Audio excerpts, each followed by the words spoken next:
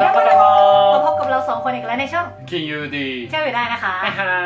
ตอนนี้นะคะเราสองคนกำลังที่จะไปขึ้นเรือสำราญกัน เราสองคนก็เลยจะมาแชร์ให้ฟังกันว่าก่อนที่จะไปขึ้นเรือสำราญเนี่ยเราจะต้องมีวิธีการเตรียมตัวอะไรบ้าง ね ไปถ้าพร้อมแล้วไปฟังกันเลย コーティヌンジョン แนะนำให้จองผ่านเอเจนซี่ที่มีอยู่แล้วในประเทศไทยนะคะ はいはい ข้อดีก็คือเราสามารถที่จะติดต่อเป็นภาษาไทย เวลามีข้อสงสัยก็สามารถที่จะสอบถามเป็นภาษาไทยได้เลยนะคะ Okay. เป็นเพราะว่าเรือเนี่ยไม่ได้มีทุกวันนะคะทุกคน เราเนี่ยสามารถถามเขาได้ว่าจะไปได้ตอนไหน ไปช่วงไหน หรือว่าเราอยากไปเมื่อไหร่ แต่งตัวยังไง ทิปจะต้องจ่ายเท่าไหร่มิจิรู้ไหม わかんない หรือว่าไม่เคยไปเที่ยวเรืออย่างเงี้ย มีคำถามอะไรก็สามารถที่จะสอบถามเอเจนซี่ได้เลย การจองผ่านเอเจนซี่เนี่ยเป็นอะไรที่สะดวกสบายและง่ายที่สุด そうやね รวมถึงค่าใช้จ่ายนะคะ การที่จะไปขึ้นเรือเนี่ยมีค่าใช้จ่ายค่อนข้างที่จะยิบย่อยมาก อย่างเช่น ค่าเรือ ค่าภาษีเรือ ค่าทิป ค่าตั๋วเครื่องบิน ค่ารถไปส่งท่าเรือ และมีค่าอื่นอีกเยอะมาก いっぱいねいっぱい แต่ว่าถ้าเราจองผ่านเอเจนซี่เนี่ยทั้งหมดนี้เนี่ยเราจะต้องจ่ายเพียงแค่ครั้งเดียว おー อันเนี้ยเป็นอะไรที่สะดวกสบายมากๆ แต่ถ้าเราไม่ผ่านเอเจนซี่อาจจะเกิดความยุ่งยากก็ได้อะ สบายมาก ด้วยแค่วิธีการจองแล้วก็จ่ายเงินนะคะ มีแบบค่อนข้างที่จะหลายขั้นตอนมากๆ ใครที่คิดที่ว่าจะจองเนี่ยจองผ่านเอเจนซี่ก่อน แต่มีข้อสำคัญตรงที่ว่าจะต้องจองผ่านเอเจนซี่ที่สามารถไว้ใจได้ด้วย ครั้งนี้เนี่ยเราสองคนเนี่ยจองผ่าน Let's Go Cruise บริษัทนี้นะคะเป็นบริษัทที่ไว้วางใจได้ที่สำคัญคือเขามีโปรแกรมเรือเนี่ยทั่วโลกเลยนะทุกคน Wow.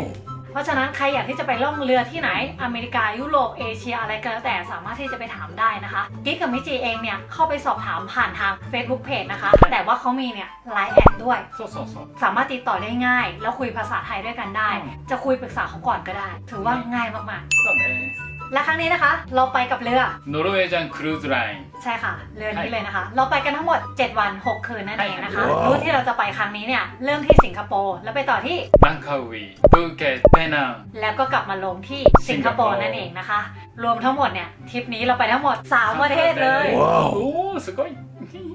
และการจองผ่านเอเจนซี่ในครั้งนี้นะคะ เรายังมีข้อดีข้อหนึ่งก็คือสำหรับคนที่ 2 ได้ส่วนลด 50% オフ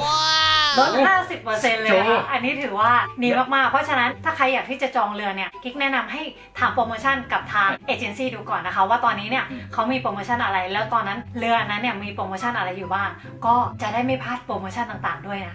コーティソンシンティトンティアン สิ่งแรกนะคะก็คือ passport copy นั่นเองนะคะ สิ่งนี้เนี่ยสำคัญมากเราจำเป็นที่จะต้อง copy แล้วก็เตรียมไปด้วยนะคะ อย่างที่ 2 ก็คือแท็กนั่นเอง แท็กอันนี้เนี่ยเราจะได้จากเอเจนซี่เขาจะส่งมาให้เราทางอีเมล มีความสำคัญตรงที่ว่าเราจะต้องปริ้นออกมา แล้วเวลาที่เราจะเช็คอินขึ้นเรือเนี่ยแท็กอันนี้เนี่ยเราจะต้องไปรัดกับกระเป๋าเดินทางของเรา แล้วพนักงานเขาจะเอากระเป๋าของเราเนี่ยไปเก็บไว้ที่ห้องเราให้นั่นเองนะคะ เพราะฉะนั้นเราก็แค่ปริ้นออกมา อันนี้คือสิ่งที่ 2 ที่ต้องเตรียมนั่นเอง สิ่งที่เราจะต้องเตรียมต่อไปนะคะ ก็คือเสื้อผ้านั่นเอง แต่ว่าเรือแต่ละลำเนี่ยเขาจะมีคอนเซ็ปต์มีสไตล์ของเขาโดยไม่เหมือนกัน เรือที่เรากำลังจะขึ้นในครั้งนี้กันนะคะ ก็คือเรือ だからノルウェージャンクルーズライン เขาจะมีสไตล์ยังไง リラックス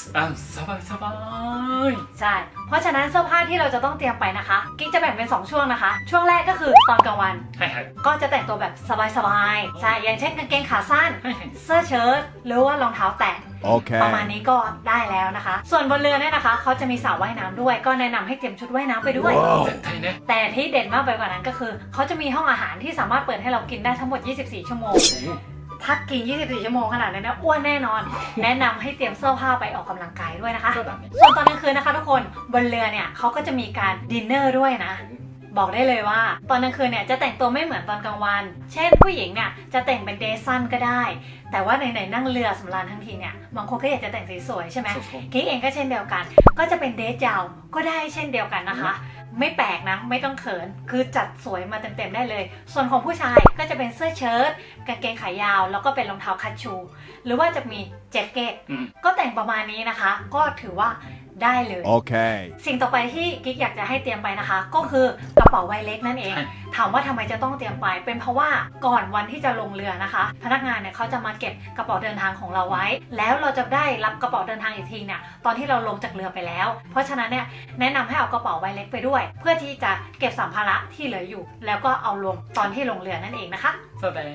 พ พอเราเตรียมตัวเรียบร้อยแล้วนะคะ ก็สิ่งของที่เหลือก็คือพวกพาสปอร์ตแล้วก็พวกเครื่องสำอางครีมต่างๆนะหรือว่าชุดชั้นในหรือว่าอุปกรณ์อย่างอื่นที่เราอยากที่จะเอาไปเนี่ยก็เตรียมไปให้พร้อมนะคะ หน้าที่ของเรามีเท่านี้ง่ายๆ ไม่ได้ยากอะไรนะคะ การขึ้นเรือสำราญคลิปนี้มีประโยชน์ยังไงฝากทุกคนกดไลค์กดแชร์และอย่าลืมกด subscribe ให้เราด้วยนะคะ subscribe お願いします ถ้าเก็บของเรียบร้อยแล้วต่อไปไปเจอกันที่สนามบิน